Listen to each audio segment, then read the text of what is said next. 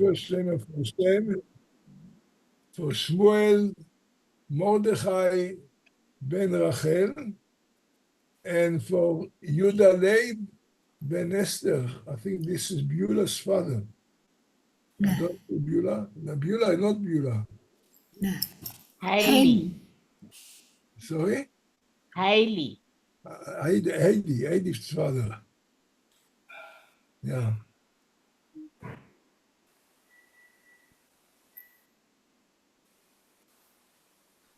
Okay, Rob, we can begin. I'm starting to recording.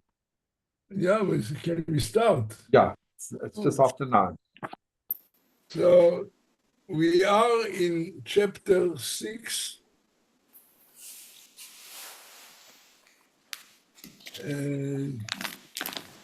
verse 23.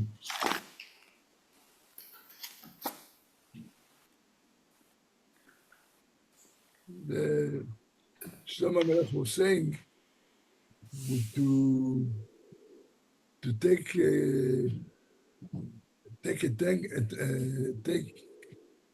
cognizance of the commands of your father and mother, and to be guided, because when you walk, it shall lead you. When you lie down, it shall guard you, and when you awaken, it shall speak for you. So of course, he's talking about, and this is the rest of the chapter.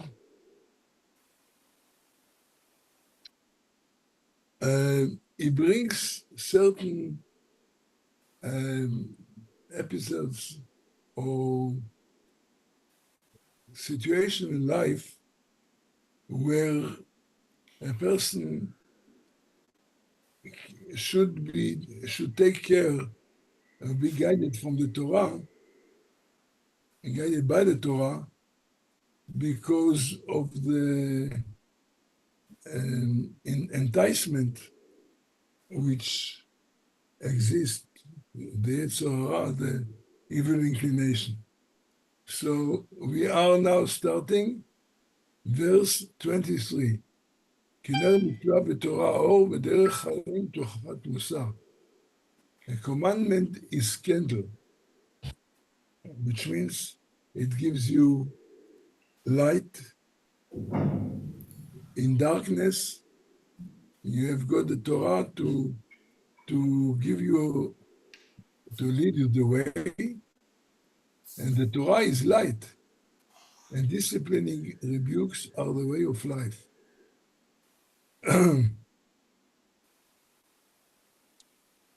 So it can mean that when he said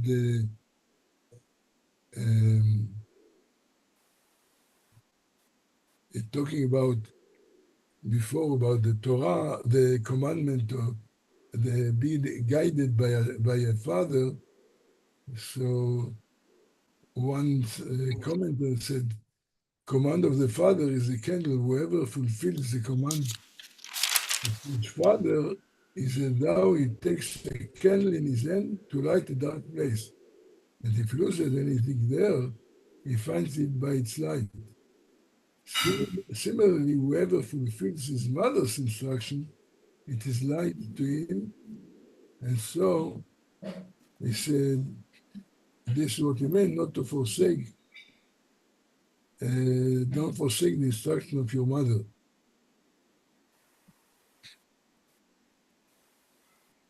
Okay, so the idea is that this way in life, you are in darkness, and you need to have a light to be guided by.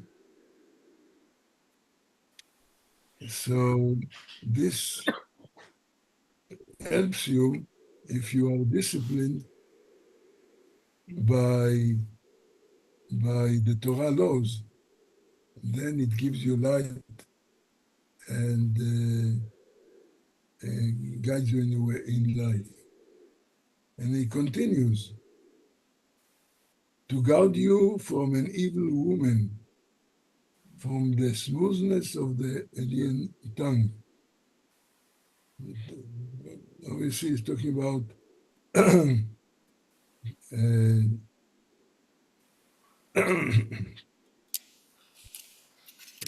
we're talking about could mean literally for a woman which can take you out of the way, or you can he's talking about as emotional as to present this women that the woman is the evil woman can mean concerning idolatry, which is equal to gravity of all commandments. It's talking all what are the dangers that a person can as to meet in life and to be guarded.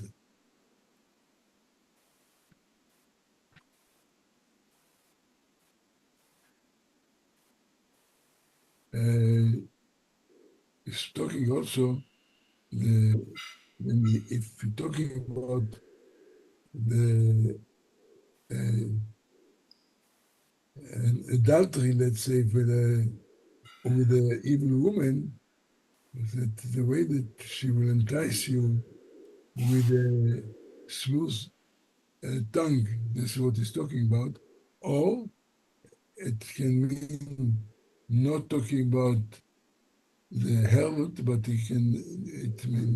could mean, which represents avodah zarah, idolatry, which may attract you, and a person must be careful. So says Rashi, talking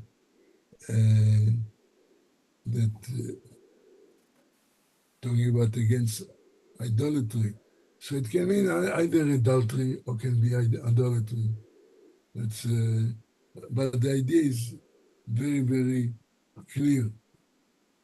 Now he's talking about how dangerous and now how is the attraction.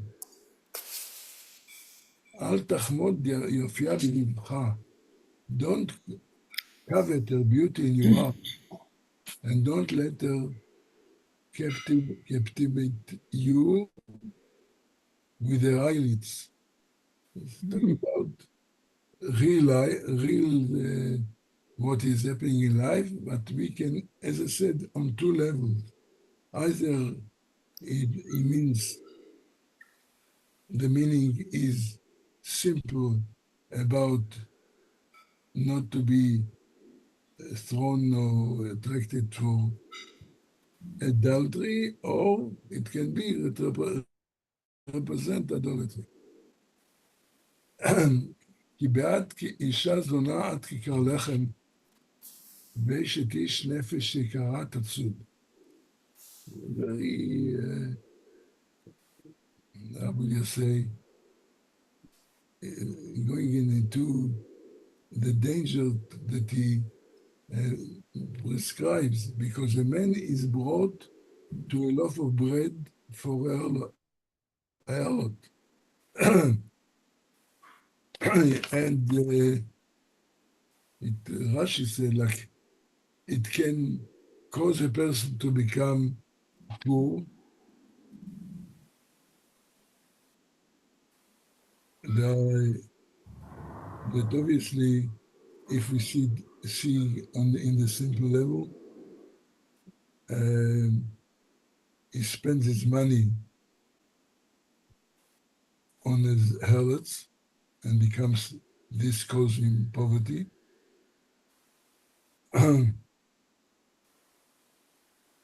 To a point that he might become poor, not to have even bread to eat. And a married woman will hunt a precious soul. So talking about adultery with a married woman, that she might attract him.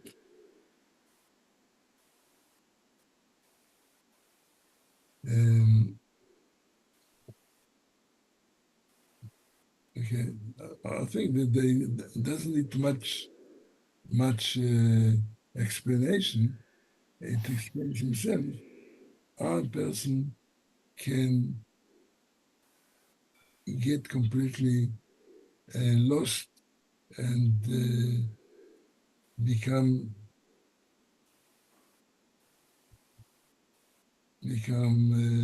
if you be like big coat. היחטא איש אש בחיקו, ובגדיו לא תשרפנה. He said, the person might think, he said, can a man rake embers with his skirt without burning the clothes? And a person might think, okay, you'll have a little to flirt with a woman, but he doesn't think that he will be attracted and he will be completely lost. So therefore he says how dangerous it is. You start and you think that it's not going to affect you much. How can it be that even you think by having your clothes will be burned, I will not be affected, but it's not going to be stayed in them. Because in the same way, the same idea in the next verse, אם יהלך איש על הגחלים ורגליו לא תקרבנה, you're going into a dangerous situation when you start with this. Can a man walk on live coals without scorching his feet? So you can't actually think about I'm not going to be affected, I can remain clear, I'm not going to fall into a trap. So he said, he gives you the examples.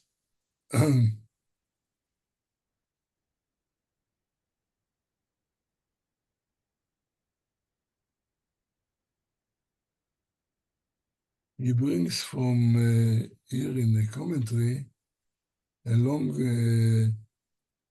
comment from one of the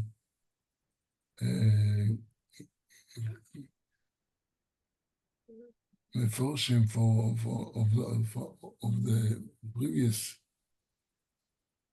I'll read it to you for those that haven't got this. This can be interpreted in two ways. It may refer to acts of affection, such as embracing and kissing, or it may refer to the sex act. In the first case, the paramount has transgressed a negative commandment. So, of course, we are talking about on the simple meaning, having a relationship with a woman, especially if she's a married woman. In the second case, he has committed a capital sin, because if he had sex with a married woman, that obviously the Torah prescribes a death penalty. In either case, he will not go unpunished. The figure of the man raking embers with his skirt symbolizes a man embracing and caressing his neighbor's wife. just as the one who rakes embers in his clothes will suffer mild loss, only that of his property, so will that sinner be punished comparatively mildly with lashes if he doesn't really add sexes there, then only minor. However, the figure of the man walking barefoot on life course symbolizes the one who engages in the sex act with his neighbor's wife, just as the one who walks on life course sustains bodily injury, so does the one who commits adultery has suffered the death penalty. And this, as I said, again, each can be interpreted just by the simple meaning which has to do with adultery, or it means also that the attraction, not just in a sexual way, but it can bring him into idolatry. And so we have to understand it in two levels. And so it continues all the following verses. So as he who goes in his neighbor's wife, no one who touches her will go unpunished. And next,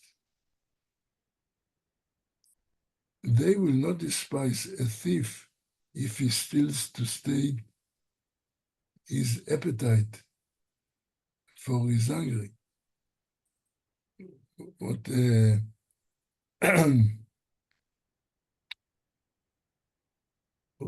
Rashi says, um,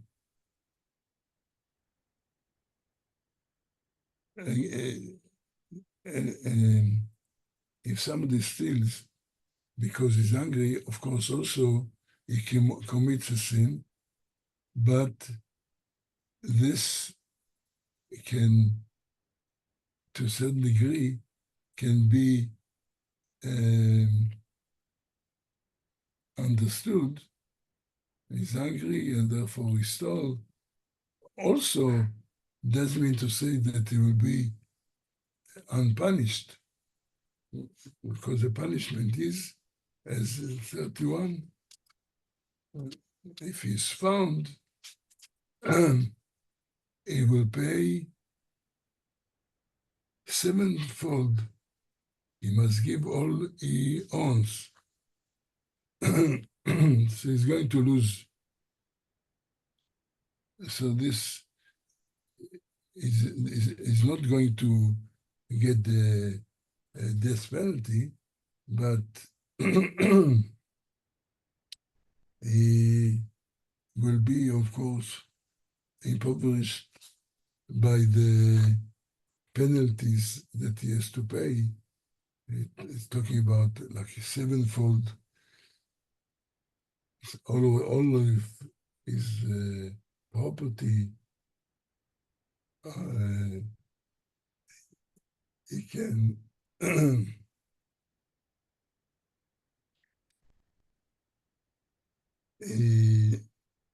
the dangers of he tries to warn a person, don't start, because you must realize not you have got pleasure at the moment, or even if it means you break your hunger, but you will afterwards have to meet the results. So if it is a thief, you might become poor. If you are an adulterer, with a woman, a married woman, it can end up with a death penalty.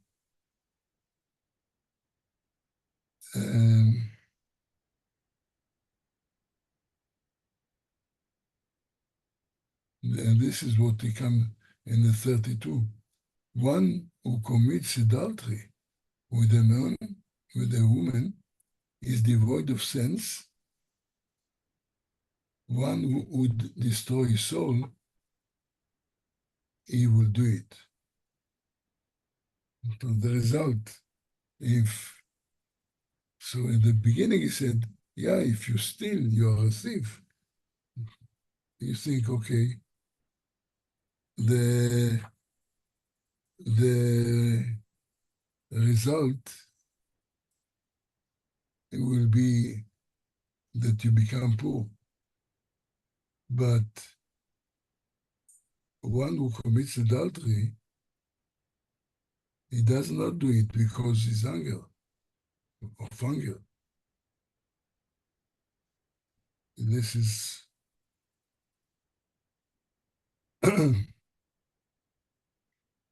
he hasn't got like a pressure. This is like the Yetzirah, this is the bad inclination, this which pushes him to that. And this is by then he destroys his soul. In addition, of course, that we said it might be leading to a death penalty.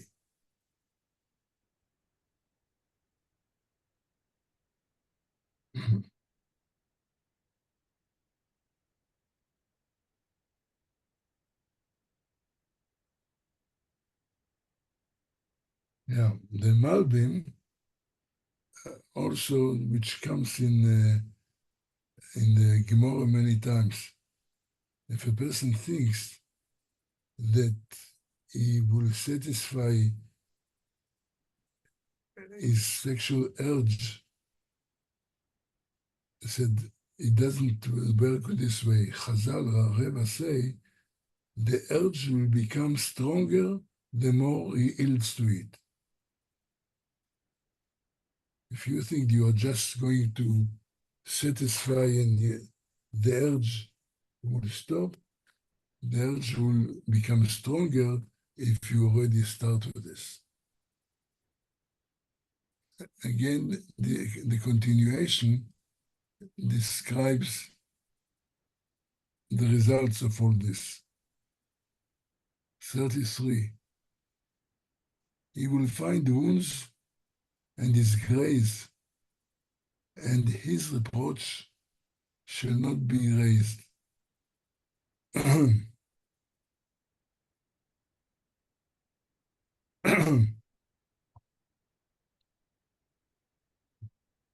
So talking about the punishment in what we said, he destroys himself, destroys his soul, but also he might lose. Of course, we are talking about if you are in a healthy community, that this will be seen with disgrace, such behavior. Of course, depends on which community you are involved. If all are thieves, all the ganovim, then you don't feel bad about it. Or if all of them are without morality, but in a healthy community, beside everything, socially, he will be like being disgraced.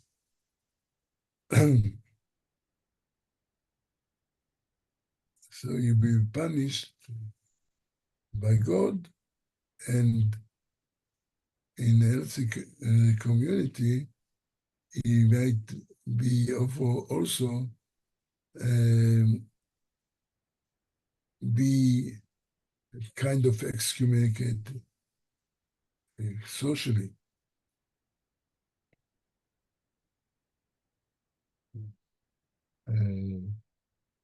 One commentary says, talking about that the person might be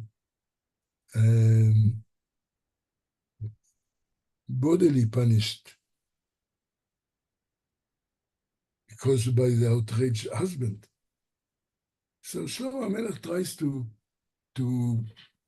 describe in a very colorful way what are the dangers of this kind of misbehavior if a person does not control his life according to Torah law and he just let it loose, how dangerous it is, and in every respect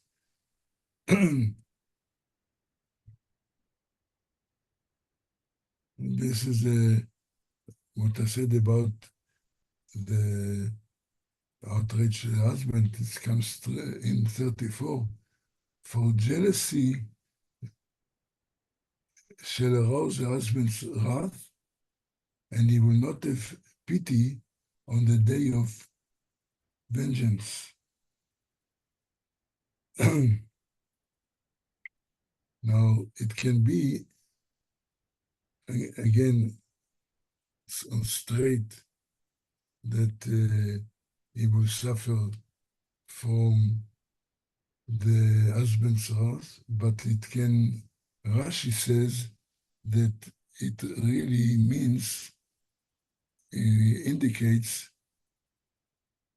that the rage will be from God, that he will not have any rachmones on such a person who behaves this way.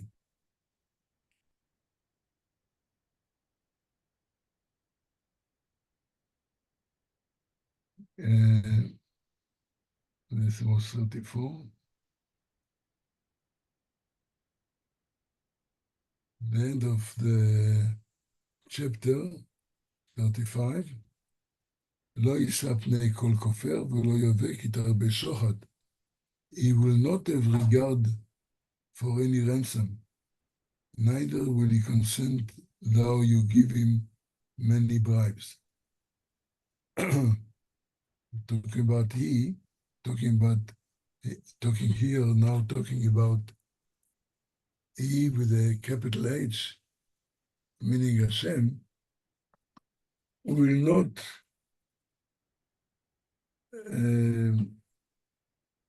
not forgive him. You won't be able to, so to speak, you think I can today do what I do, the wrong things, and tomorrow I will become a tzaddik. I will, so to speak, as if like bribes God, and I'll go to shul, and tomorrow I'll be a tzaddik, I'll live as if nothing happened.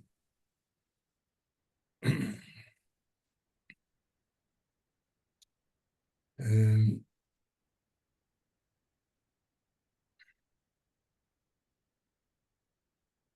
it brings a midrash who said they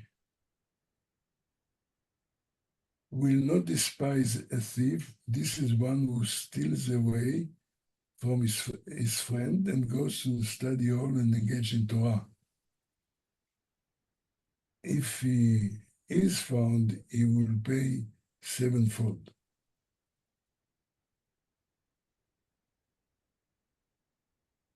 In other words, he tries to push the idea how dangerous a person if he go loose and follow his bad inclination. The results be punished by God, he may be punished by society, and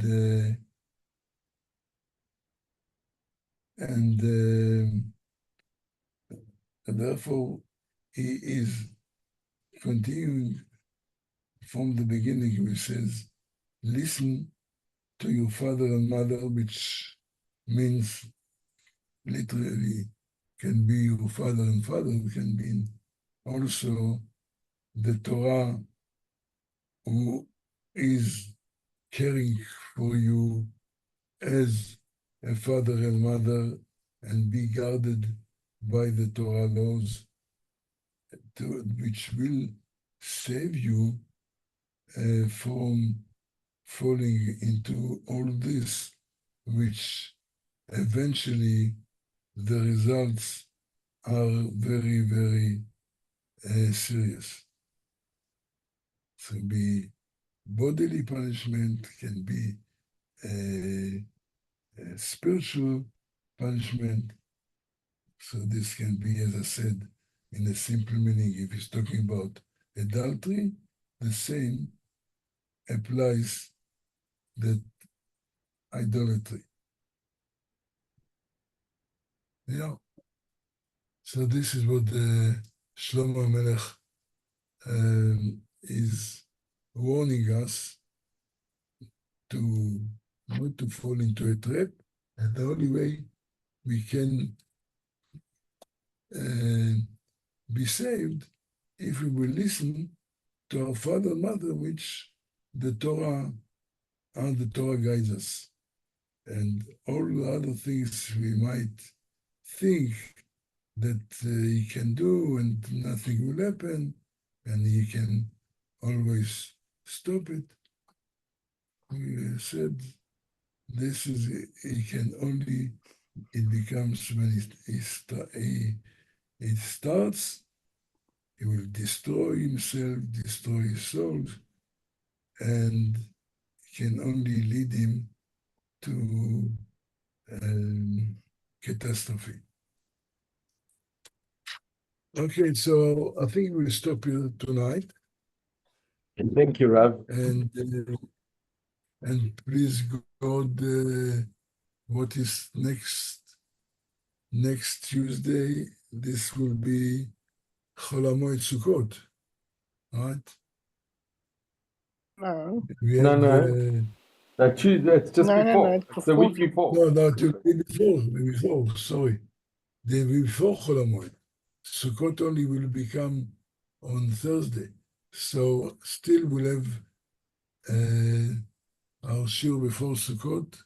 Obviously, everybody will be busy either to build a sukkah or to cook for Yom Tov or whatever.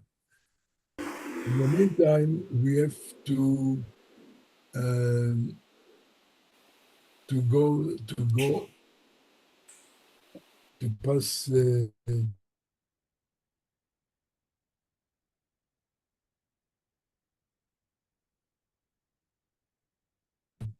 should have in the sealing of the judgment in our favor. And this is actually all these days which we are between Rosh Hashanah and Yom Kippur is a certain Tshuva. It's called the 10 days of repentance. This is the time that a person should look into his ways, his deeds, and so on, and to try and rectify which has to be amended. And tshuva is, I think we mentioned a couple of times, it seems it's like a process. First of all, a person must recognize that he did something wrong. Then, if he does, this obviously cause him will be feel bad about it, be sorry, and then he have to make undertaking a decision to change, to not to follow this way which he now regrets it, and to be aware not to fall in this trap and disagree part that suitable fits what we are learning, what Shlomo Melech is talking about, the dangers which a person faces by the Yetzer Hara. So there is a time now to give, to have a soul searching for what we did during the year and to undertake to change. And if he does that, then for this comes Yom Kippur, which is day of Slicha Mechila, that Hashem then, we ask Hashem to forgive us, and Yom Kippur itself is a day which brings the forgiveness by Hashem. So I wish all of you Gmar Chatima Tova, that will be, all of us will be sealed, written and sealed by the book of life. And of course, we all pray for those that are sick to be healthy. I mentioned in the beginning, Sam Shmuel Mordechai ben Rachel and Yuda Leib ben Esther, right, Eli? Correct, Rabbi. And this will, our shiur was dedicated for their speedy recovery and for good a year, especially that we hear from Israel that, as you, I'm sure, follow the news. And now, so somebody showed me came in the news that in Lebanon, they were already did a tunnel 10 meters into Israeli grounds, a tunnel, a menorah. So of course, they destroyed it, but we cannot understand how Israel didn't do anything about it all the years. They led them in the north and in the south to build such things, which, and so unfortunately, what happened Simchat Torah, yesterday was the 7th of October, or in the non-Jewish calendar, 7th of October, the whole day was dedicated to this tragic day that there were over 1,200 people, I think, were killed on that day of Simchat Torah, and there are hundreds of soldiers that gave their life afterwards, and others were injured. So there is a lot for us what to do, and to look into our own ways, how can we rectify and ask God to have Rachmanis on all of us and all Am Israel, especially when you even the anti-Semitism which you read goes all over the world now. The Jews are in danger everywhere. So, but we also see a race of light, like we saw last week when they managed to kill Nasrallah, and every day they managed to kill some of the leaders and so on. The work is still hard, and they continue, and I say, I am actually marvel to see the dedication of the Israeli soldiers, not only the youngsters who are only now became soldiers in singles, but families, people who have families, they are doing miluim, they are doing duty. Some of them are not even being called because they already they had their service, army service. They themselves volunteers to go and help. You see, that's really, I feel overwhelmed by reading all of this. I'm sure you are aware. So there is a lot for us to do, and let us think and do whatever we can do.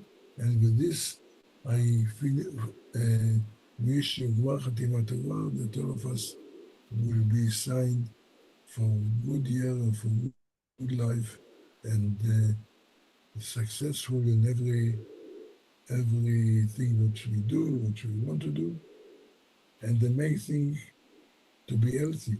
I can appreciate when you come to my age to realize our health is important. So good night. Amen. Amen. Thank you, Rav. Thank you, Rav. Thank Thank you, you, Rabbi. Rabbi. Gmar Chatima Tova. Gmar Bar Chatima Tova. Tova. Tova. Peace to everyone. God bless Amen. you. Amen. Thank you, Rov.